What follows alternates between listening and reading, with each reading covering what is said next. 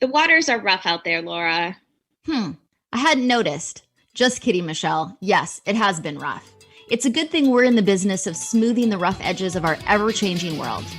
Hi, I'm Laura Richer, the owner of Anchor Light Therapy Collective in Seattle, Washington. And I'm Michelle Mooney, a licensed therapist at Anchor Light Therapy Collective. If you catch yourself trapped in a sea of worry, sadness, guilt, shame, or fear, this show is for you. We're here every week to help you navigate the choppy seas of romance, anxiety, grief, toxic relationships, and past trauma. That's why our show is called Holding Ground.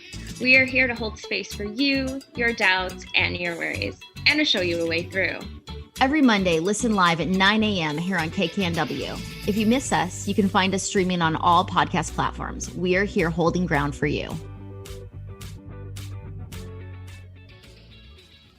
Good morning. Welcome to Holding Ground. My name is Laura Richer. I am a psychotherapist and the owner of Anchor Light Therapy Collective in Seattle, Washington.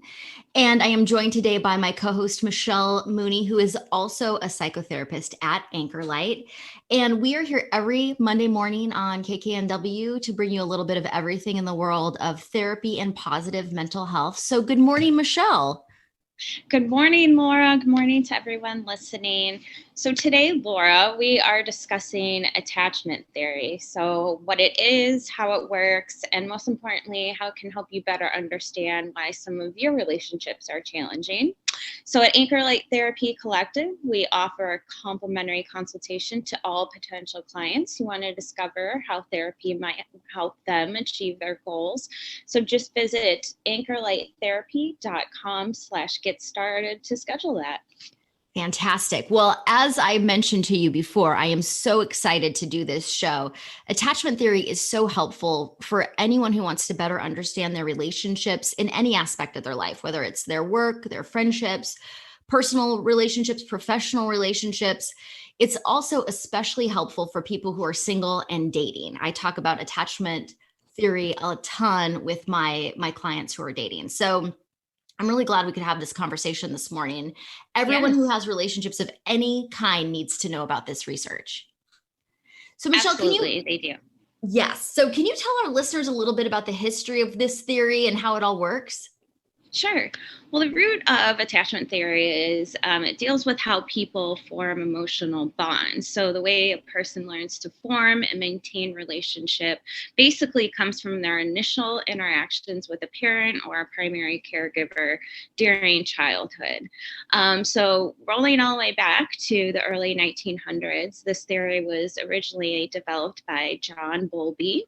He was a British psychoanalyst who attempted to understand the intense distress experienced by infants who had been separated from their parents. So he observed that separated infants would go to extraordinary lengths, such as crying, clinging, frantically searching for their parent to hopefully prevent separation in order to reestablish proximity to their caregiver or missing parent. So he really believed that our attachment style forms in childhood and lasts all the way throughout adulthood. So he used the phrase from the cradle to the grave, essentially. So what attachment theory really asks us is the fundamental question is my attachment figure nearby? Are they accessible? Are they attentive to what I'm asking for, what I need? So if the child perceives that the answer to this question is yes, they feel loved, secure, they feel confident, they behave well, play with others. Often these children can be seen as playful, smiling. If, however, the child perceives the answer is no, they may experience anxiety. They're likely to exhibit attachment behaviors ranging from a simple like visual searching of their environment to, following every vocal sound they might have. They may be vocally signaling to their parent to get extra attention. So those are just kind of some quick overviews and where this theory all started. So, and it makes perfect sense, especially when we're talking about children being frantic if they're not getting the attention of their caregiver or parent, or if they're absent in some sort of way, because the child's survival, their physical survival, is dependent on their caregiver. And what's interesting is that even though our survival is no longer dependent on this, we bring this attachment style often into our adult lives in our relationships, especially in our romantic relationships. And so Bowlby has done a ton of research, as well as other researchers over the year, and everyone is pretty agreed on the fact that there are three main categories for attachment styles, and then there are some subcategories. We're going to be talking about a fourth one today as well. So Michelle, let's tell everyone a little bit about these different styles that you can have in attachment. Sure. Yeah. So, I mean, it's important to note that, we're all equally, or uniquely individual. So, how someone's early attachment style might affect someone more strongly than others. But really, this is how it all really boils down to. So most people identify with one of these attachment styles. So the first one is a secure attachment style. So this is what we would all hope to achieve. So this is an adult who likely has a positive emotional bond with their primary caregiver early in life. They are comfortable in their relationships and have low relationship anxiety. They feel secure when their partner is inaccessible to them, and they don't have a perceived relationship threat when there's conflict. So, if my partner leaves for the day, I'm not going to be, constantly worried if they're going to reach out to me. If there's some sort of conflict, I'm not going to automatically think, well, the relationship is over. So they feel deserving of love, and they don't feel that fear of abandonment. Yeah, so that's what healthy attachment looks like. And like you said, that is what we're all striving for. And this might come a little more naturally to people who had secure, healthy attachments with their parents and primary caregivers early on in life. And for some people who didn't have that experience, you can still achieve having healthy, secure attachment in relationships. It just might take a little bit of extra work. So someone who has heavily researched attachment theory is Sue Johnson. She's a clinical psychologist and couples therapist. She has written an excellent book on attachment called Hold Me Tight. And she is known for her work in the field of psychology on bonding, attachment, and adult romantic relationships. And this is what she has to say about it. For all of us, the person we love most in the world, the one who can send us soaring joyfully into space, is also the person who can send us crashing back to Earth. All it takes is a slight turning away or the head or a flip, careless remark, and there is no closeness without sensitivity. If our connection with our mate is safe and strong, we can deal with these moments of sensitivity. Indeed, we can use them to bring our partner even closer. But when we don't feel safe and connected, these moments are like a spark in a tinder forest. They set fire to the whole relationship. And that speaks to what you just said, Michelle, that sometimes in relationships, if somebody is not securely attached to their partner, the smallest thing can feel catastrophic. If you didn't listen to my problem I had at work, I might jump to the assumption that our relationship is ending. Or if you need something from me, I might experience the relationship is totally suffocating and want to get away from it. Yes, exactly.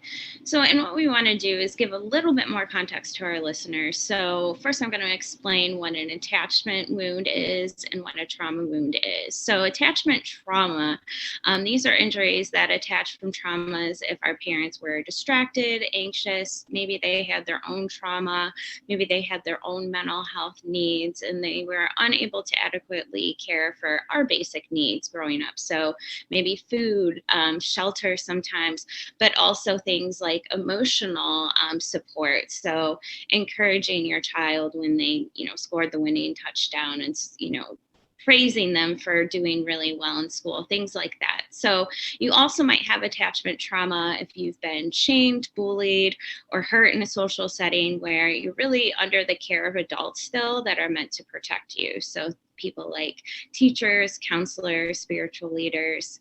And what an attachment wound is, it's an attachment, an emotional wound that happens in an intimate relationship. So with your romantic partner.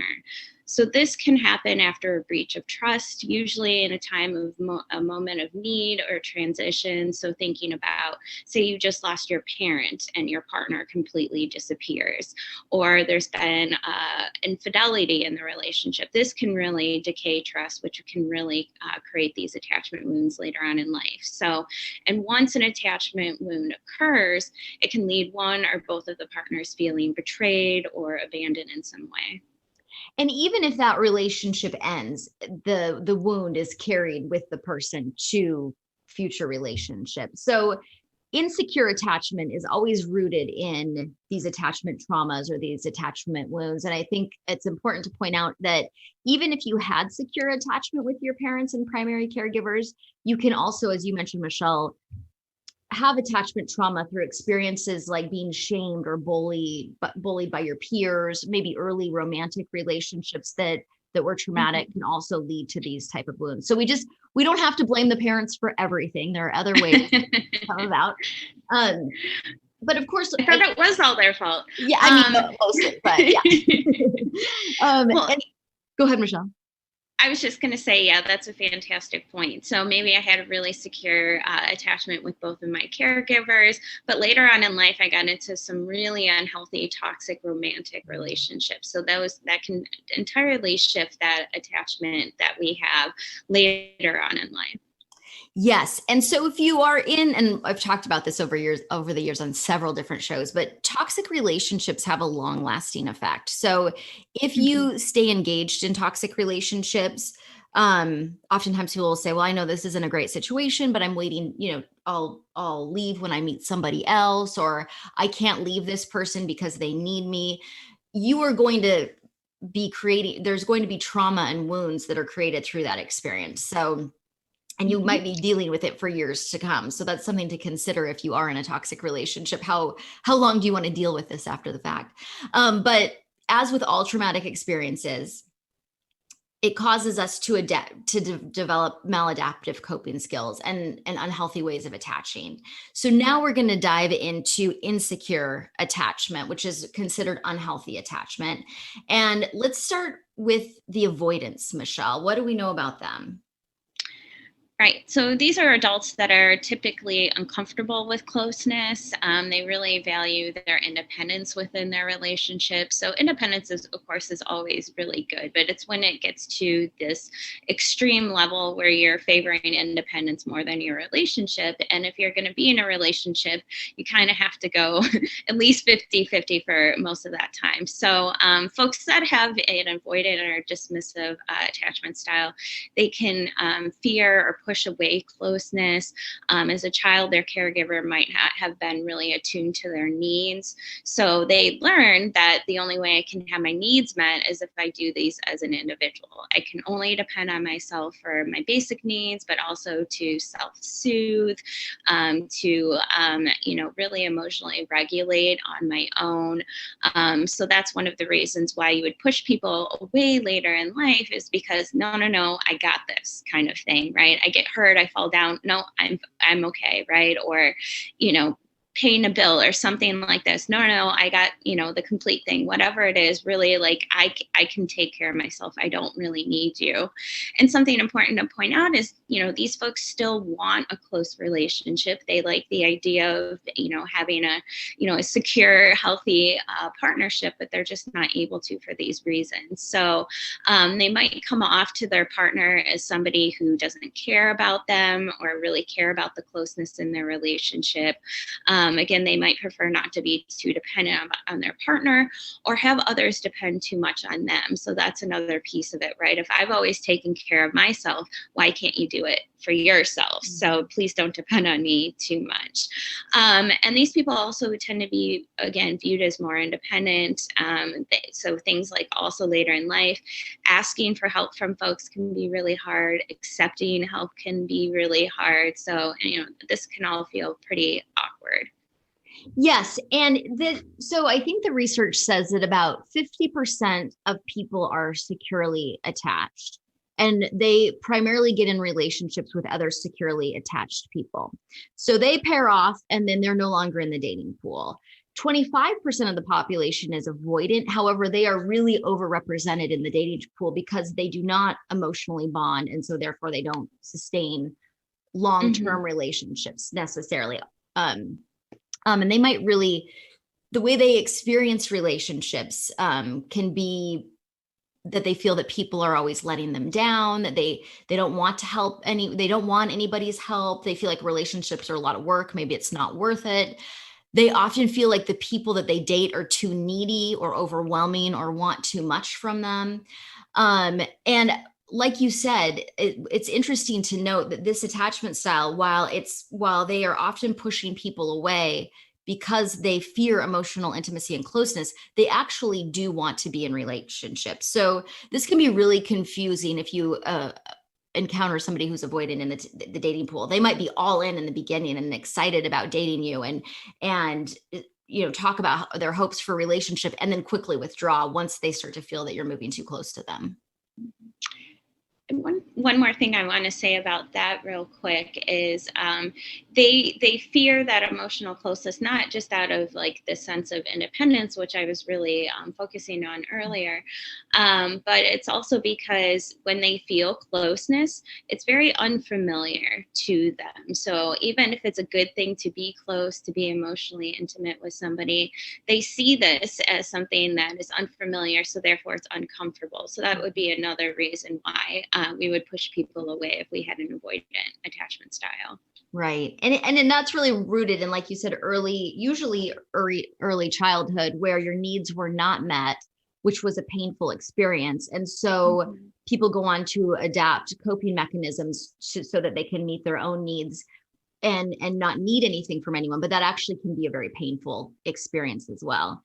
And I also think that this style is more celebrated in American culture because we are an individualistic society, do it yourself kind of people. So oftentimes people will be proud of being a little more detached in relationships or feel that they are, self-sufficient. But as human beings, we are just wired to want to connect with other human beings, and having blocks to emotional connection can actually be a very painful and unhealthy experience. Yeah, because our primary goal is, as humans, is to survive, right? So survival, such as I need to eat, I need to breathe, but right underneath that is connection with others. So it's a very basic primary need that we all have. Michelle, have you worked with any avoidant clients, or do you have any examples of clients who had avoidant tendencies? One client really comes to mind. So this individual, so this is how he developed a avoidant attachment style based on prior intimate relationships. So he had been cheated on a handful of times. Unfortunately, each time he found his partner with somebody else. So that created we were talking about those attachment wounds where there was that deep mistrust that happened, right? You violated the trust. So he went on to completely not even think about dating for the next 15 years. He just totally took a break because he learned it is too difficult to be in relationships. Somebody's going to betray me. Somebody's going to leave me. So really, what's the point?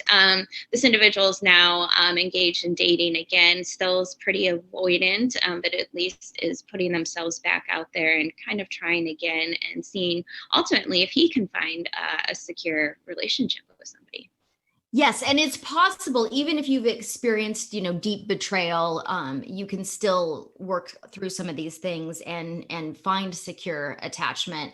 But that's such a good example of how relationship trauma, people really carry that with them. And this isn't even about just being in a stubborn mindset, like, somebody it didn't work out before. It's people have very physical reactions to these kinds of experiences where their nervous systems are triggered and they feel like it is a life or death situation. Because when you were a child, it probably was a life or death situation. You needed that caregiver to care for you, but that plays out in your adult life as well. Right. So, Laura, what would someone with an avoidant attachment style typically feel, or what would be signs of somebody in adulthood that has an avoidant attachment style? They would probably be hesitant to really share themselves with anyone. They might devalue feelings in general. They might be more logical and in their heads and feel that feelings are overrated. Um, they will create barriers to closeness with other people. So they'll always kind of throw up obstacles in the relationship, especially romantic relationships.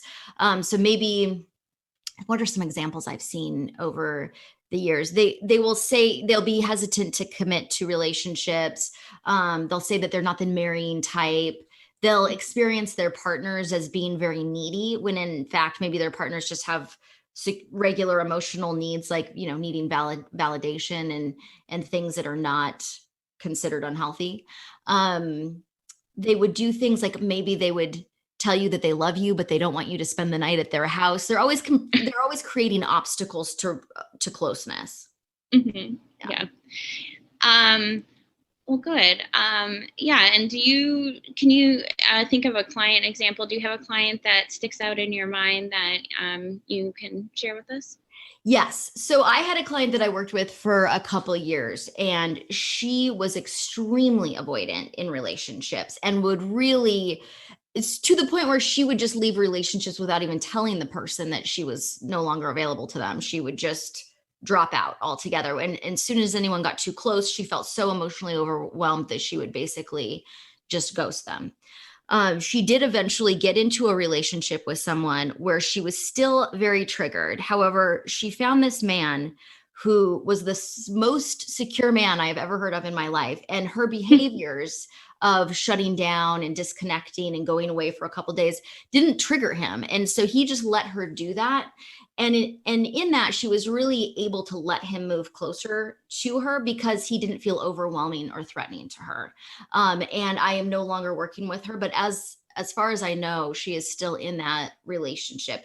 But that was a very interesting example, and we'll get into this a little bit more, is that certain attachment styles do not function well together. And so you also need to choose a partner who can work with the challenges that you might have. So in this case, this person was so secure that these behaviors didn't really faze him. There would be other cases where a person would be really triggered by those kinds of behaviors, and those just wouldn't work well together. So we'll get into that a little bit more when we come back. Right now, we're going to take a quick break. And again, if you would like help in treating attachment wounds or learning how to improve your relationships, just head on over to anchorlighttherapy.com, get started, and schedule your complimentary consultation. So stay tuned. We'll be right back.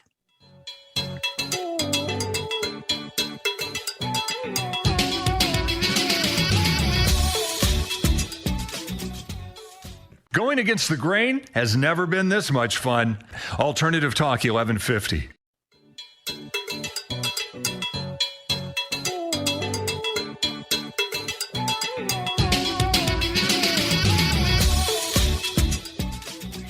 Welcome back to Holding Ground. If you're just tuning in, today we are talking about attachment theory and how understanding your attachment style may help better inform how you present in relationships, and what to do about it if you would like to see your relationships improve a bit.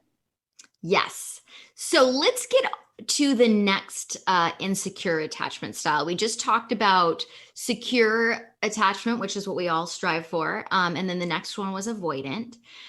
So the next thing that is considered insecure attachment is anxious attachment. And anxious attachment is it's the other side of avoidant attachment. It's rooted in the same place, that somebody may not have had their needs met in childhood. And while avoidant attachment people will say, well, you know, I didn't really need you anyway, I'll take care of myself. Anxiously attached people have the opposite reaction. They become very anxious in their relationships. They have a lot of fear when it comes to relationships. They may experience extremes in relationship. Like I mentioned earlier in the show, like, you know, a small conflict with their partner could feel like a threat that would be relationship ending, when maybe we're just arguing about doing the dishes. And, you know, a child that develops this type of attachment style may have had a caregiver that was unpredictable or not available to them. which leads them to worry that they're not lovable. They can be easily frustrated or angered when they're in relationships and they feel that their needs are unmet. They're often the people who are referred to as needy or clingy. So Michelle, do you have any anxious attachment examples you can give our listeners?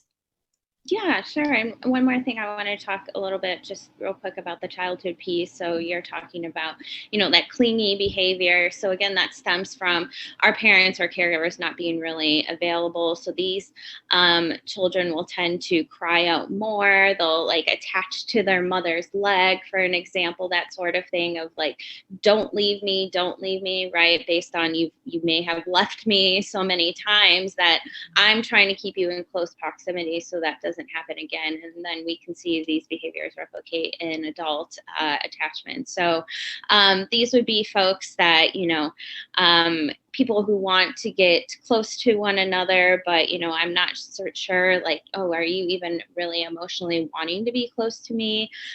These are folks who want to constantly be around their partner. So we have to hang out 7 days of the week. I have to have constant contact with you to reassure and reaffirm that you're still in this with me. So things such as like, well, I'm going to text you 5 times a day. And, to the extreme, it can be like, is everything okay? Are you mad at me? Constantly checking in to make sure that that relationship is still there.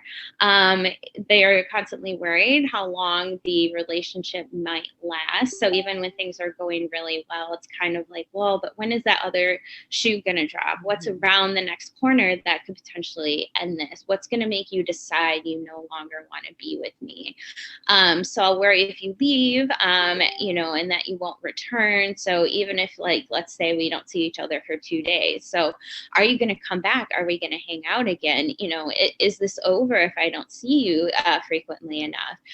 They really question whether or not their partner really loves them. They need a lot of reassurance. So like what I was talking about in that texting example of having to constantly check in, reaffirm that the relationship is still going on, right? That you still love me and care about me. So they really don't like to be alone. They can feel very uncomfortable in aloneness because that creates a lot of questions. So stemming back to early anxious attachment style, if you're gone, right, mom or dad, when are you going to come back? Are you coming back? Because they were left to question that for so long as children, that really can follow us again into adulthood. Yes.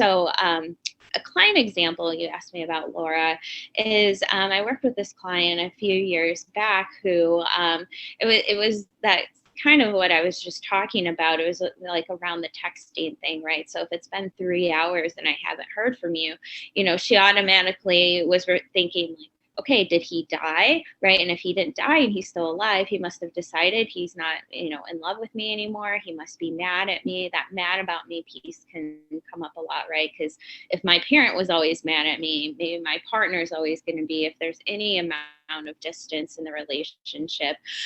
So she's somebody who really needed to be around her partner more days out of the week than what was really reasonable for their relationship at that time. But really that just strong, constant fear of this person is going to break up with me. Yes. And it's interesting with anxious attachment is a lot of times anxiously attached people have different types of behaviors. They're constantly testing the relationship. So they may withdraw from the relationship when they're completely overwhelmed by anxiety. They might experience, like you said, you didn't text me back. This must be the end of the relationship. And so they'll send off a text to scold their partner or end the relationship with them. So they are, even though they really want validation and emotional closeness, they are often engaging in behaviors that are sabotaging their relationships. And so they are also highly overrepresented in the dating population. Yes. What's interesting is you would think that, well, 2 anxious people might work well together because they have the same triggers. And so they might choose to date each other. And then 2 avoidant people might work together because they have the same triggers. So they might choose to date each other. And in fact, That is not true. And I think this is where we get the saying opposites attract. Is often anxious and avoidant people are initially very attracted to each other, and then they come together and they push all of each other's buttons. And we see so many examples of this in rom-coms and sitcoms and things like that. But for any of you who are Friends fans out there, Ross and Rachel's relationship was a good representation of anxious avoidant pair interacting with one another. So if you have found that you're in a relationship with someone who really triggers your anxiety, that you have a physical response to their behavior of withdrawing, there's a possibility that you are in like an anxious avoidant mix, which those two can be together, but they will have to learn a lot about how not to push each other's buttons. Have you ever seen this work in relationships, Michelle? Well, one thing that I suggest to folks who are interested in learning their attachment style is to, because we might not know, some listeners today, this might be the first time that you're hearing about this theory. So if you can find some sort of evidence-based assessment online where you can find out your attachment style, then also have your partner take it. There are ways then when you both have that understanding to really know how to show up for one another and not push one another's buttons. So, and you see this play out in terms of, let's say you have an anxious partner and you're constantly seeking that validation and reaching out to your avoidant partner. That avoidant partner is going to say like, whoa, this is way too much. This person needs too much for me, and then they'll push them away. The same way as if you're avoidant and you're creating that distance between your partner and they have an anxious attachment style, that's going to push their buttons in terms of where is this person, when are they coming back. So this can be pretty common, but there are ways to work with that. And the first thing is understanding your attachment style and having your partner understand theirs, so you can get on the same page and really figure out some coping strategies that work well for the two of you within the relationship. Yes. And for people who are single and looking, having a good understanding of your attachment style might help you be discerning about who is going to be a good match for you. So if you do have more of an anxious attachment style, someone who's extremely avoidant is going to be very challenging to be in a relationship with. And not that it's impossible, but it's going to take a lot of energy. It's going to be very triggering. You'd probably feel better with someone who had less avoidant behaviors. And same on the flip side for somebody who's very avoidant. Or who is avoidant, if they end up with someone who's extremely anxious, that's going to be triggering them all the time. So they may also want to seek people who have traits that are more compatible with the needs that they have in relationship. Mm-hmm. So the last one we're going to mention, so we've covered the three main attachment styles, which are secure, avoidant, and anxious. But there's another one, which is a smaller part of the population that is called disorganized. And this is about 5% of the population. And so, Michelle, tell us a little bit about disorganized attachment. What does that look like in adults? This can look like a flip-flop between the two of avoidant and anxious. So this could be, sometimes I have very anxious behaviors. I need you all the time, but then I'm not getting what I need. So now I'm going to push you away.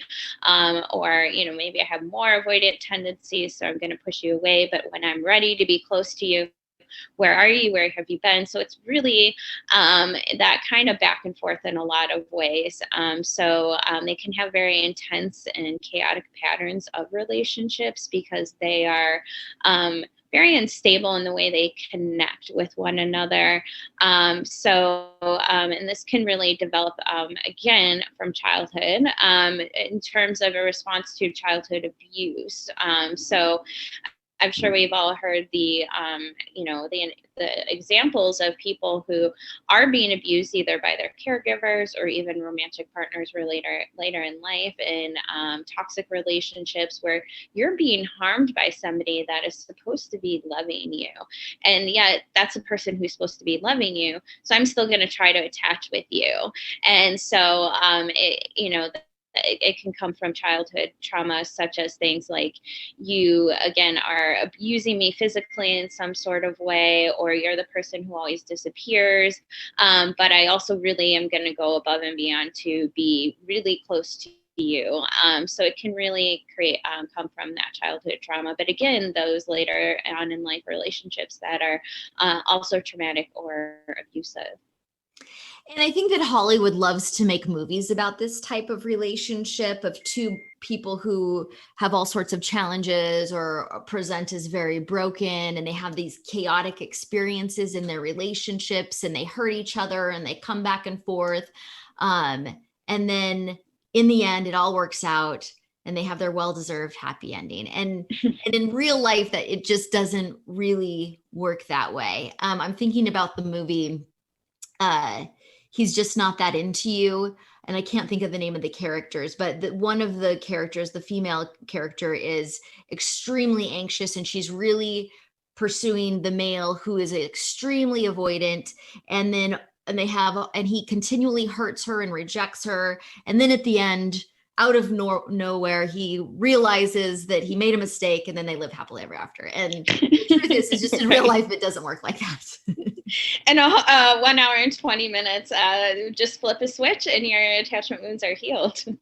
But it's interesting, and now we talk about trauma bonding, is that that's what's represented a lot in media and movies and novels and things like that, is two traumatized people that are bonding because they're playing out that their trauma, what they're familiar with, and reliving their traumatic wounds, their attachment trauma.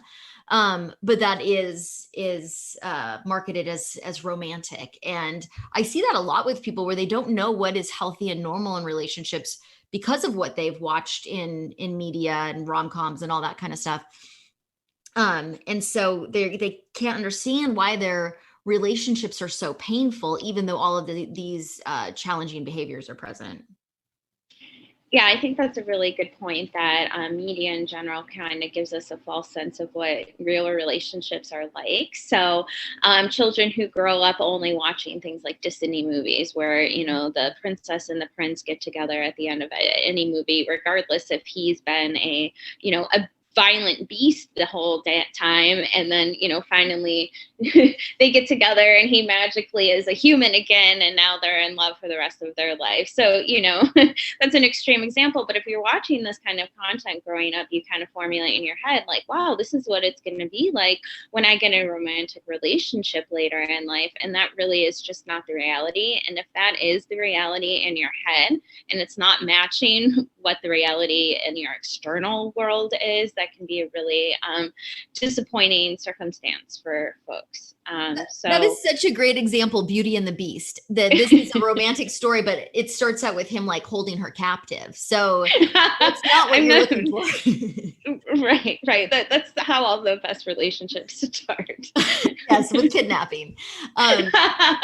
Step number one. I think we can go through so many things that show that, or I always talk about Pretty Woman is being rescued by somebody that you're really down and out and traumatized. And in this case, this woman was a prostitute and a rich man comes and rescues her and saves the day. And people sometimes are looking for that in their relationships because of their attachment wounds. And of course, they're continually disappointed because, as we've said, these make really great stories, but they are not fulfilling life experiences when you're actually living them. Right. It's called entertainment for a reason. Yeah. So, yeah.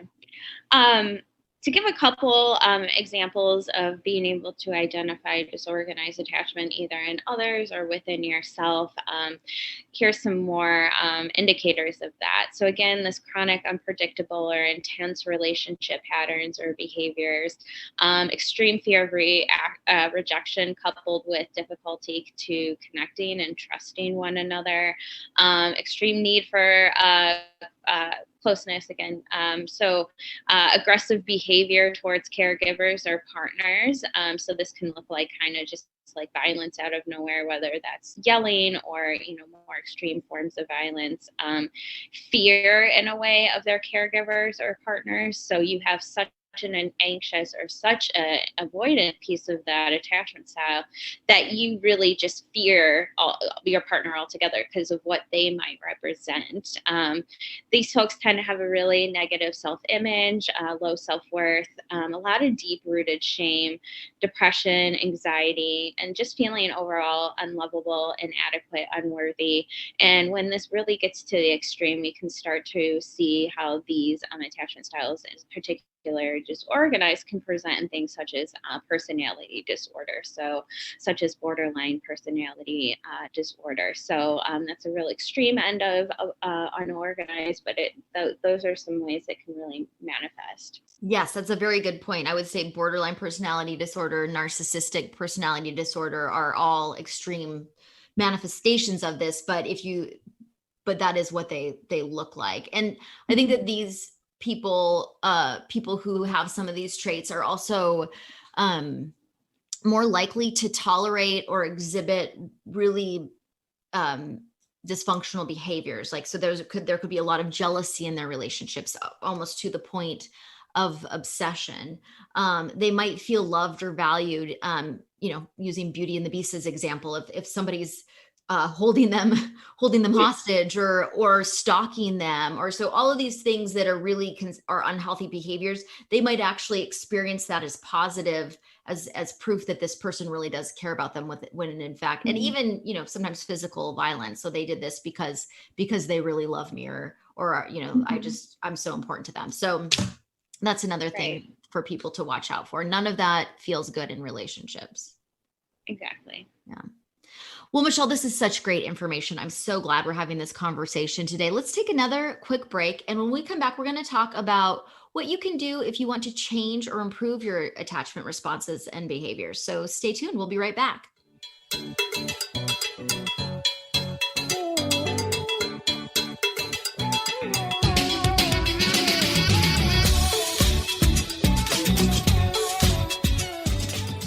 Thanks for tuning into our brand new show, Holding Ground. You can find us here every Monday morning at 9 a.m. I'm Laura Richer, founder of Anchor Light Therapy Collective. And I'm Michelle Mooney, the co-host of Holding Ground, a therapist at Anchor Light Therapy Collective. Our passion, our one big thing in life, above and beyond love, relationships, trauma, addiction, and healing, our specialty is helping others. Every Monday morning at 9 a.m. Find us online at anchorlighttherapy.com. Alternative Talk 1150. We're on your radio at 1150 a.m. We're on your HD radio at 98.9 Channel 3. So many ways to listen. We're on the web at 1150kknw.com, streaming live audio and video as well as MP3 archives of many of our shows. So many ways to listen. And now, we're on your smartphone or tablet. Download our free app in the Apple App Store or Google Play and take Alternative Talk 1150 anywhere you go. So many ways to listen. Alternative Talk 1150.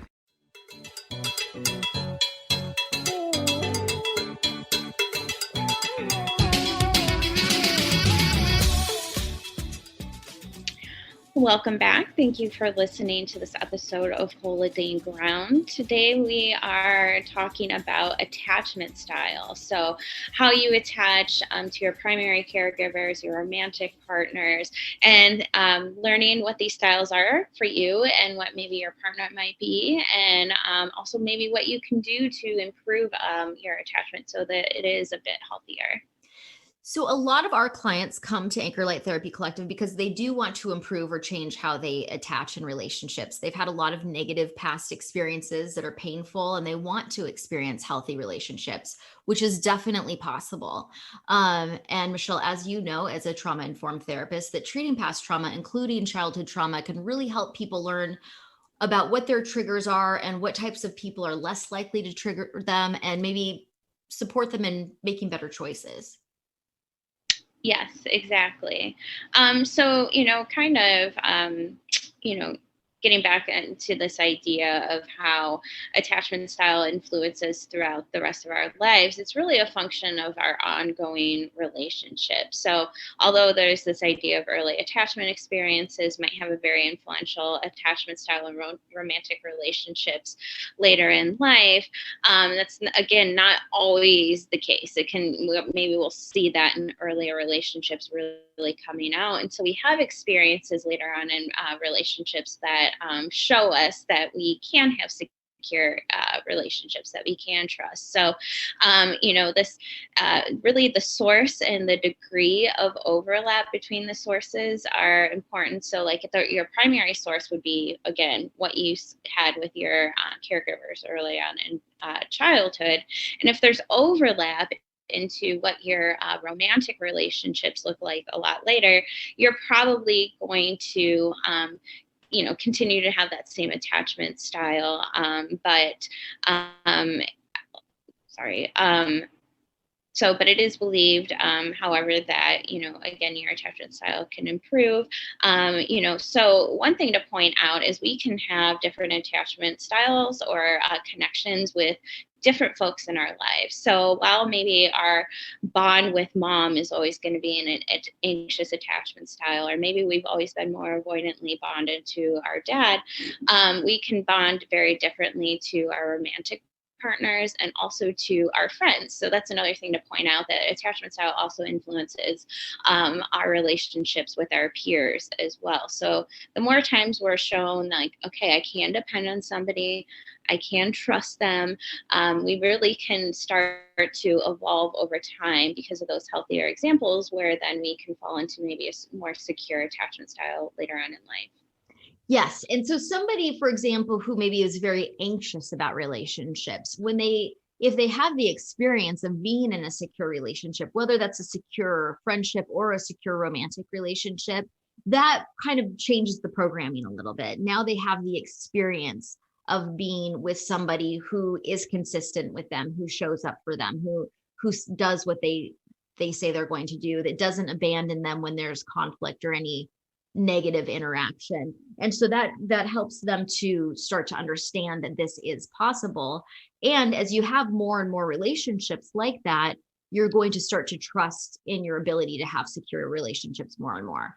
Initially, it could be challenging. Initially, for someone who's very anxious or avoidant, even if they're with a secure person, they could still have their buttons being pushed and get triggered just because that's what they're expecting. So it might not even be happening in the relationship, but because they expect it, they just experience it as happening until they start to trust in something different.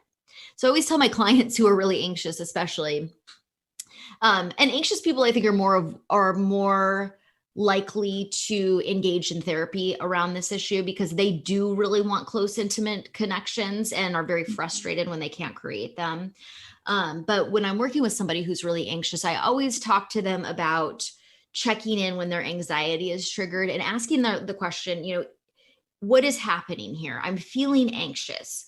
Is this something that is happening in the present moment, or is it something that my past trauma is informing? Can I start to distinguish between the two? So if I am feeling very triggered because I've texted my partner and they haven't texted me back within 20 minutes, that isn't really something to be anxious about. I could feel triggered though because of my past experience. And so I don't want to blow up my whole relationship and without doing some work to check in and learn how to really self-soothe. That's a big piece of it as well. So yes, Laura, that's really important to be able to distinguish if this is a trigger or something that's actually happening to me right now. So really teaching clients, especially when I'm working with them on an individual level, this is why you have the behaviors you do, or a certain set of emotions that you do. It's probably because of X, Y, and Z happened to you as you were growing up. So really just informing people like, wow, this is where this behavior comes from early on in life or early on in romantic relationships. So having people first understand understanding that this isn't you as a person, it's a behavior you adopted to cope with something earlier on in life. So once, like you're saying, you give your clients education around that, then they can really learn to start to distinguish, is this my early on trauma coming up, or is this what my partner's doing right now in the moment? Yes. And Michelle, as a trauma therapist, that treating past trauma itself with EMDR therapy or other types of trauma informed therapy can also help resolve some of these reactions because they aren't rooted in what's happening currently. It's stuff from the past that needs to be resolved. So if you want to engage in therapy to work on treating attachment wounds, some of the work that you can do is, as I mentioned before, learning how to soothe yourself, especially if you're anxiously attached. Spend time getting to know yourself and what you really need. And that can help in being able to take care of yourself, and then also seeking partners who are going to be a good match for you and what you need in relationships. It's also good, and this can be really helpful to work with a therapist because we get such conflicting messages, is to learn how to set realistic expectations in relationships. Recognize that your partner may not meet all of your needs, and that if your partner has needs, that there's nothing wrong with that we want to have good, healthy boundaries and expectations of what securely attached relationships look like. You might want to also, if you're anxious, be aware of overreactions that you have or jumping to conclusions. Again, asking yourself, is this rooted in what's happening now or maybe something from my past? And then just be really patient with yourself and give yourself a lot of grace and compassion, because these are oftentimes deep-rooted wounds and behaviors, and it takes a little time to change them. So Michelle, what about for the avoidance? What can they do? Yeah, if you have an avoidant attachment style, what you can do is, if you are single, try to look for a partner with a more secure attachment. And I think we're talking a lot about the insecure attachment styles here, but just because you have a secure attachment doesn't mean you're absent of all of these other things we're talking about, right? Absolutely. Any of these None of us are tendencies perfect. it can be sprinkled in right here and there.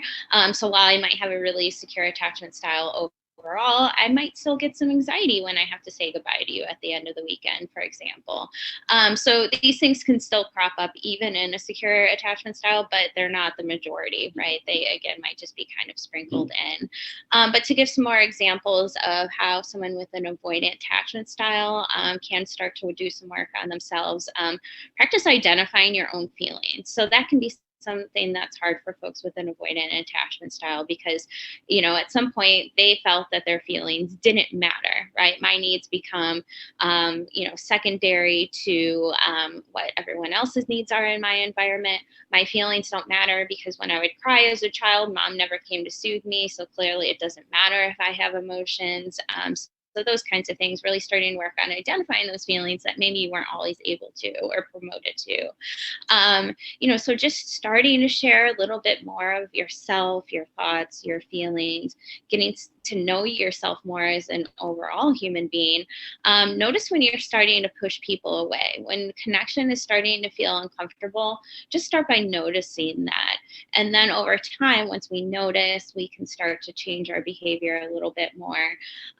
So practicing asking for your needs more directly, asking for help and support. So this might be incredibly hard for folks with an avoidant attachment style, because again, they tend to be more independent and don't worry, I got this. I got it. I'm fine. Right. So asking to ask for that help or asking to ask for that help and support can be very difficult, but start it in small doses, right? So ask that coworker at work, they're going to the kitchen, hey, can you grab me a cup of coffee too, or whatever it is. Start with little things where you start to see, like, okay, if I ask for help, people will respond to this. That can only strengthen that. Of course, always consider working with a therapist, either as an individual, if you're already in a relationship where these things are showing up for you. You can also, couples therapy can be very beneficial. And being patient with yourself. Again, that showing your love, compassion, being patient with yourself around this, being patient with your partner, and remembering change is hard work and it takes a lot of practice. Well, thank you, Michelle. That was such great information on attachment theory. And thank you to all of our listeners for tuning in today. If you want any more information, you can always find us at anchorlighttherapy.com. So we will be back next Monday morning at 9 a.m. with a little bit more in the world of therapy and positive mental health. Thanks for tuning in and have a great week. Thank you. Thanks for tuning in to Holding Ground. You can find us here every Monday morning at 9 a.m. I'm Laura Richer, owner of Anchor Light Therapy Collective. And I'm Michelle Mooney, a therapist at Anchor Light Therapy Collective. Find us online at anchorlighttherapy.com. We'll see you next week.